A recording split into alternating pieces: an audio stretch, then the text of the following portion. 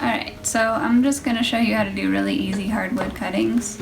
I do almost entirely hardwood cuttings because in Arizona, well, yeah, probably all of Arizona, we have really low humidity, so it's difficult to do greenwood cuttings and keep them humid enough that you don't end up losing most of them. There are strategies for keeping them humid, but it's a lot of extra work. So I just do hardwood cuttings. So right now it's the end of January. I know people who will take cuttings as soon as the leaves drop off of the trees and shrubs. And there's a lot of things you can take cuttings from. Today I'm going to show you grape. This is a sable grape. I'm not sure which one it is, but grapes are pretty easy to take cuttings from, so are willows.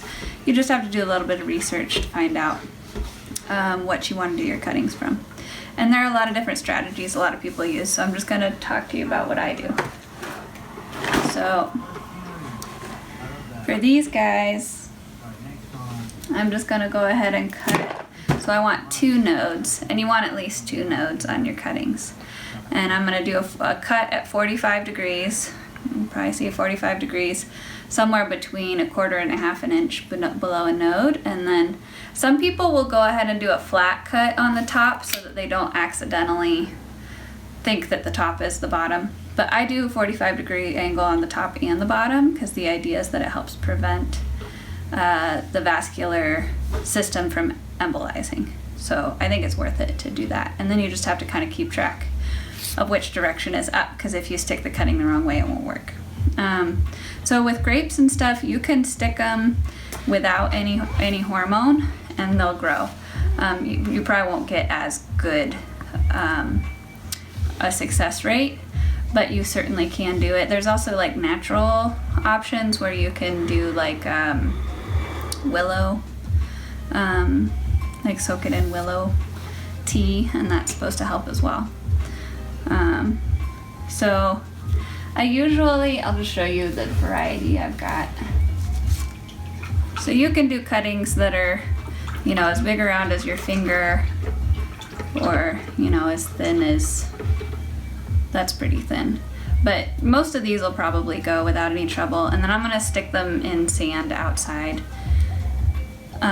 You wanna keep them cool for a while so that they'll have an opportunity to start growing roots before they leaf out in the spring. So I'll be sticking these directly in a bed outside that's just sand. And then once they get a decent root system, then I'll go ahead and transplant them into pots. And then, we'll have grapevines. Mom, how do you go plant? We'll go plant them. Okay, so I'm just going to show you what we're doing. So this is our propagation bed. It's very simple.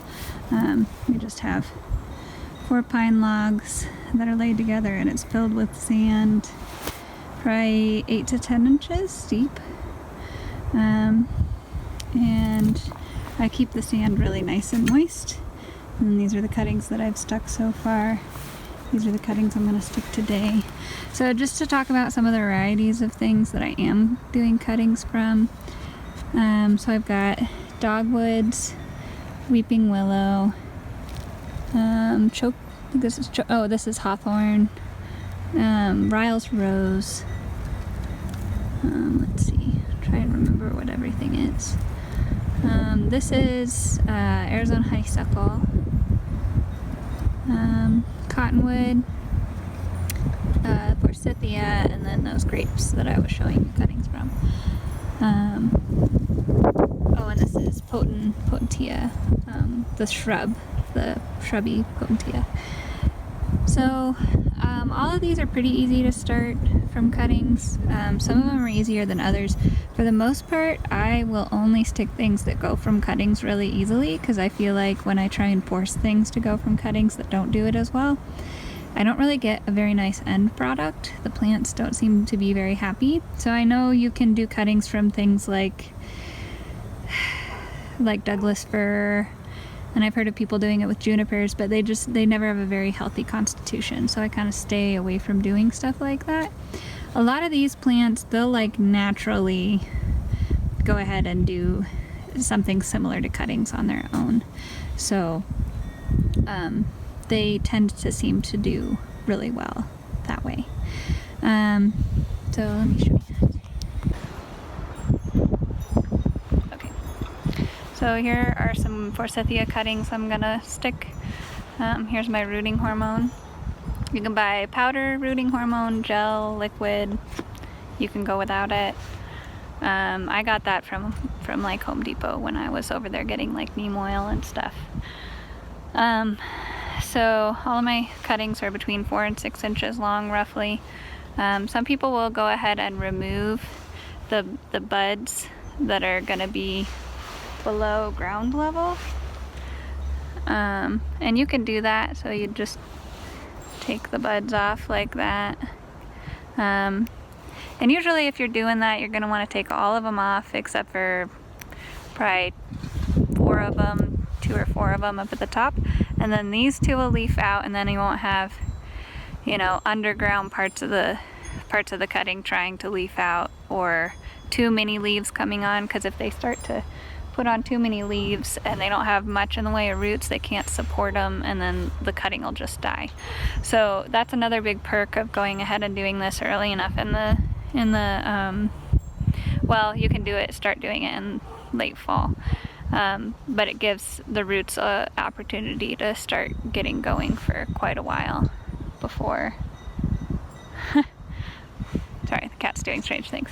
So it'll give taking these cuttings in the winter will make it so that they have several months to get root development going.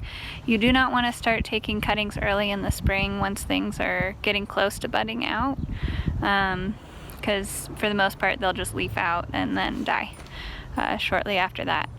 So because they're putting all of their energy into producing leaves when they need to be producing roots.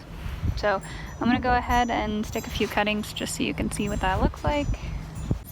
Okay, so I'll go ahead and take my cutting, dip it in the rooting hormone, tap it off, and go ahead and stick it. And I don't put, so I'm making sure that I'm not putting like roses together or things in the cherry or the prunus family together. I do try and make sure that things are separated for a couple reasons, because if I end up with a disease that's in one set of cuttings, I don't want that to be moving around to all of the similar varieties that I have. But also it helps to make sure that I don't mix things up. If I had like 2 types of willows right next to one another, those sometimes when they're young enough, they look similar enough that I wouldn't be able to tell them apart, and I might accidentally mix them up. So that's pretty much it. You know, you want to stick these cuttings in somewhere between 2 and 3 inches and keep them well watered, and then, you know, come hopefully midsummer they'll be rooted well enough that I can go ahead and transplant them into pots, and next season they'll be ready for sale. So a couple of other things that I wanted to mention. Remember that you need to keep your cuttings somewhere cold until you plant them, so that they don't think it's spring and start to try and leaf out. So I keep mine in our shed so it doesn't freeze in there, but it still stays really cold in there. And after I have taken the cuttings and I've, you know, made them into those like 4 to 6 inch sections, I am going to leave them in water in the shed for at least 24 hours, and the idea is that they can fully hydrate then before I stick them. And I think in a place that's as dry as Arizona, that's really helpful.